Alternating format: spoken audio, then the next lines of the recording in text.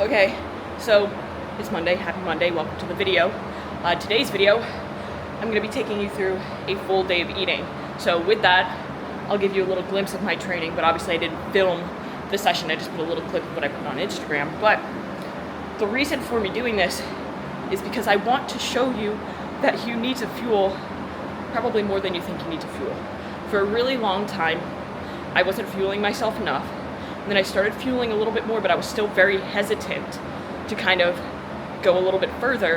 And I found myself in a constantly deficient state where I wasn't really gaining too much strength. I was seeing progress, but not as much as I think that I should be for the amount of work that I'm putting in. And recently I got with a new nutrition coach and we really started to push the calories a little bit. And it's been an incredible experience so far. So right now, today's macros that I'm going to be hitting are 185 grams of protein, 440 grams of carbs, and 65 grams of fat. I'm going to show you guys exactly what that looks like doing it through whole foods, because I really don't need any sort of processed foods other than protein powder and the Go bar that I'm going to have here post-workout, but those are essential times when I need quick digesting carbs. So, welcome to the video.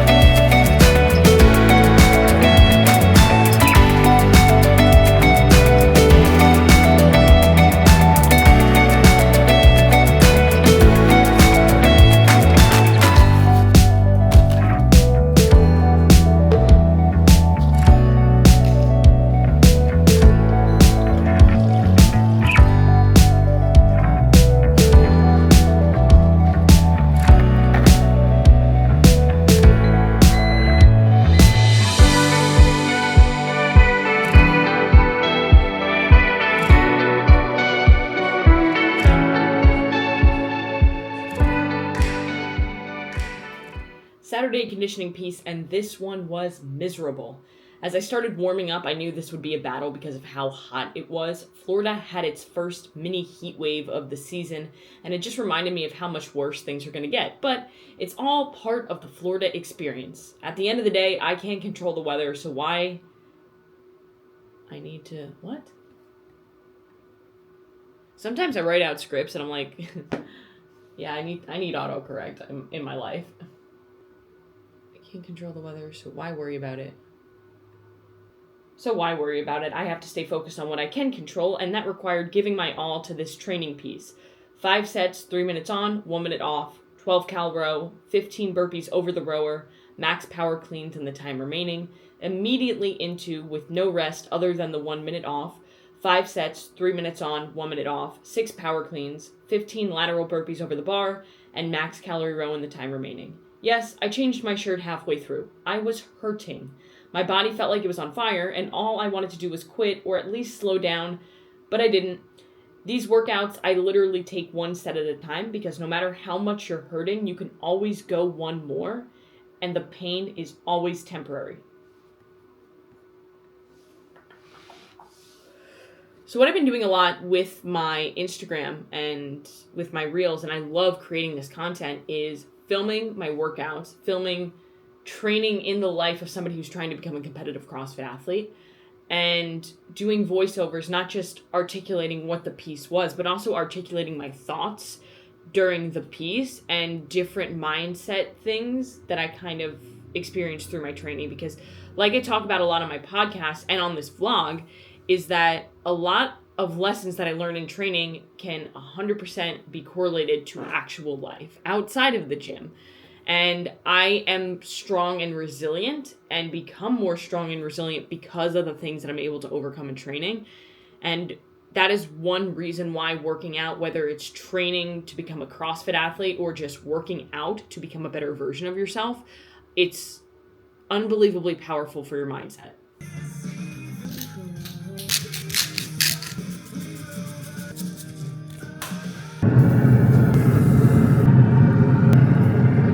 This is your goal this week. You can do this, okay? I put it clear: Monday, Tuesday, Wednesday, Friday, Saturday, 440 to 450 carbs every day. We will be changing things again, but I want to just we're still just focusing on getting you into those ranges for now. Okay, so we're already getting there. You're getting pretty close. You're not 100% there, but we're pretty close, right?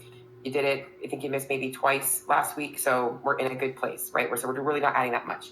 And then on your non-training days, we're going to be in these ranges. Okay, so 355 to 365 carbs, 65, fats and proteins are the same. I know you can do this. We're not that far off from that. All right, so just got my check-in video from my coach, and as you saw, the ranges that we're sticking with for this week: 440 to 450 carb, 65 to 70 fat, 185 to 190 protein, and on my non-training days, 355 to 365 carbs, and fats and proteins remain the same. So today, being a training day, I'm hitting that range of 440 to 450 carbs, 65 to 70 fat, and 180 to 190 protein, and that's exactly what you're going to see in this video. Now, in 3 minutes, I'm hopping on a call with my wellness specialist at Joy Wellness, which is where I get my blood work done through, and we are going to go over my last round of blood work, which, to be quite honest with you, looked absolutely horrendous, which is one of the reasons why my coach and I are increasing my calories and focusing a lot more heavily on de-stressing, recovering, making sure I'm paying attention to that so I can continue to train at the level that I'm training at and not mess my body up, because my body's screaming at me. So I'll keep you updated.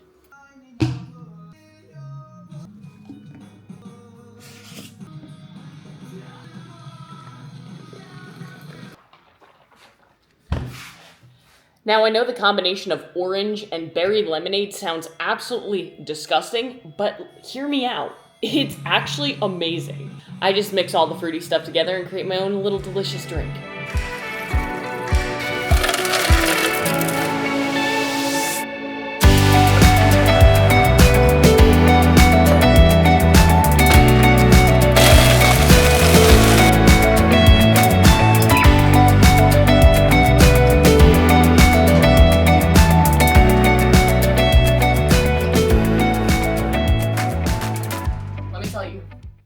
Post-workout shake hits so much differently when it's 90-something degrees out. But really what this is, it's Formula 1 and Ignition by First Form. It's called the post-workout stack. So it's a fast-digesting protein, which is your Formula 1. It's a whey protein isolate that's hydrolyzed, so it's fast to digest.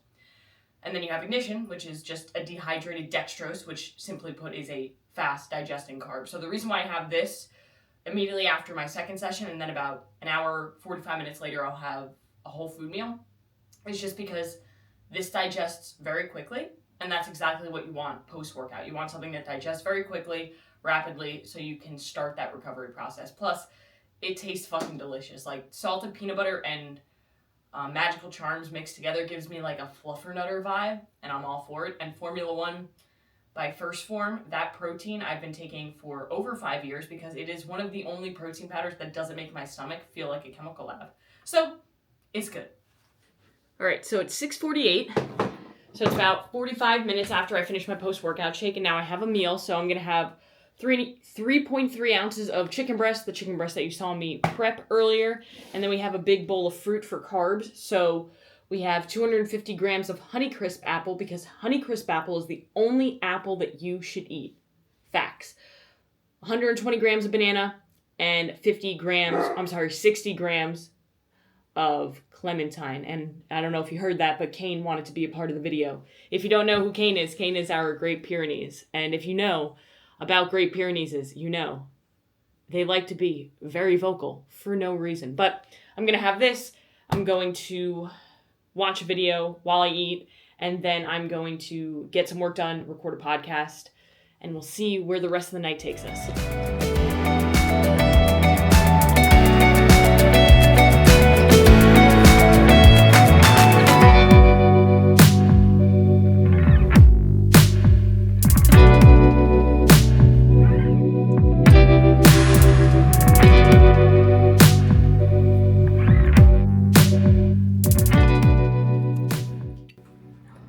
Yes.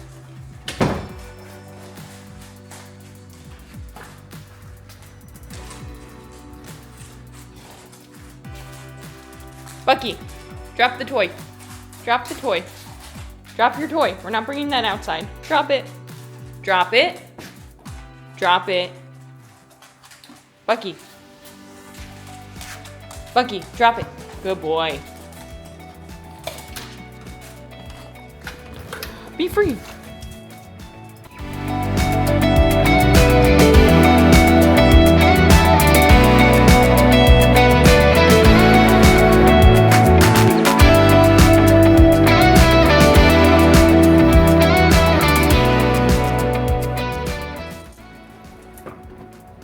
These plants will not die on my watch. All right, so the majority of the work is done for the night. Podcast recorded and uploaded. Client check-ins complete. Did some client programming as well.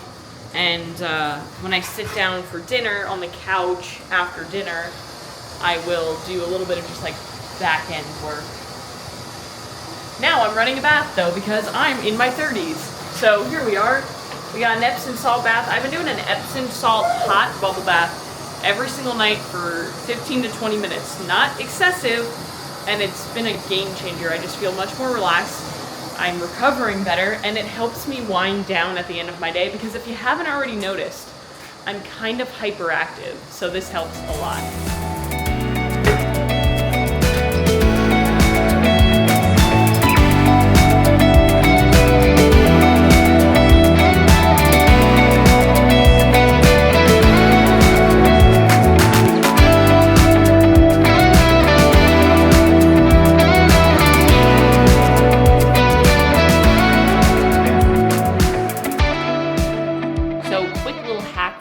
So I prepped this rice the other day, so it was in the fridge, so it got all like, you know, dry and clumpy. What I do is I run a little bit of water on it, and then I take a wet paper towel and I put it on top of it. I throw it in the microwave for a few minutes. Fixed, and it's perfect and back to normal. So what I just showed you, is a bowl with iceberg lettuce, spinach, broccoli, chicken, steak, olive oil, and then we're gonna heat up the rice and put it on top. And of course mustard, because mustard, a little yellow and a little spicy brown, that combo is my shit. I'm a mustard person. And it's funny because I was a ketchup kid and I hated mustard, and now it's the complete opposite. So I'm gonna have this on the couch while I watch some YouTube videos, and then we're gonna get some more work done, and then we'll get into the final meal of the day. Okay, so now we're even. Well, this is the new Whoop MG medical grade.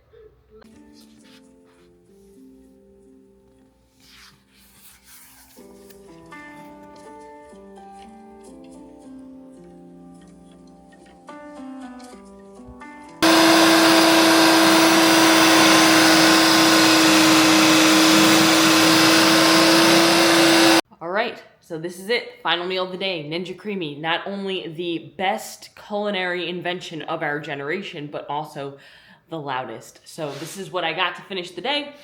And I will talk to you guys tomorrow a little bit more about summarizing the full day of eating, about my plan, and why it's so important to fuel your body.